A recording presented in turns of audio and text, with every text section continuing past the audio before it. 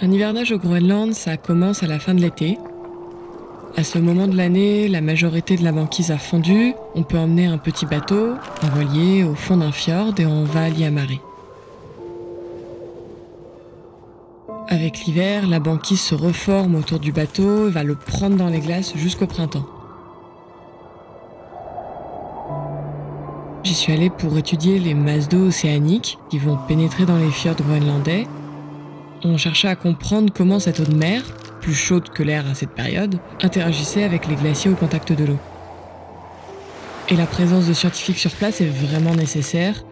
La banquise bouge, alors les instruments que l'on déploie doivent être positionnés en permanence par une présence humaine. On enregistre des paramètres physiques, la température de l'eau, sa salinité.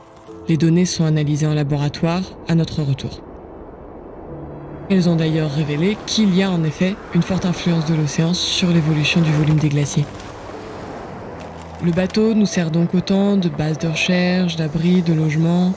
Le nôtre ne faisait que 15 mètres carrés, il faut vivre plusieurs semaines à plusieurs dans cet espace restreint.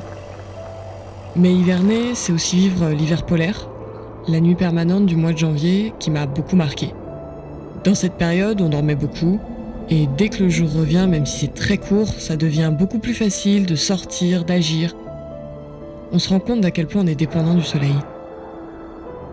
C'est dur à expliquer pour quelqu'un qui n'est pas allé au Groenland, c'est une ambiance étrange. C'est très figé, avec de beaux moments, des aurores boréales, et des moments plus compliqués, des tempêtes, des frayeurs.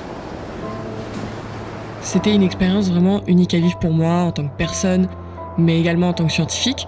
Cette expédition, qui a compté une année entière d'observation sur le terrain, c'était quand même la première du genre.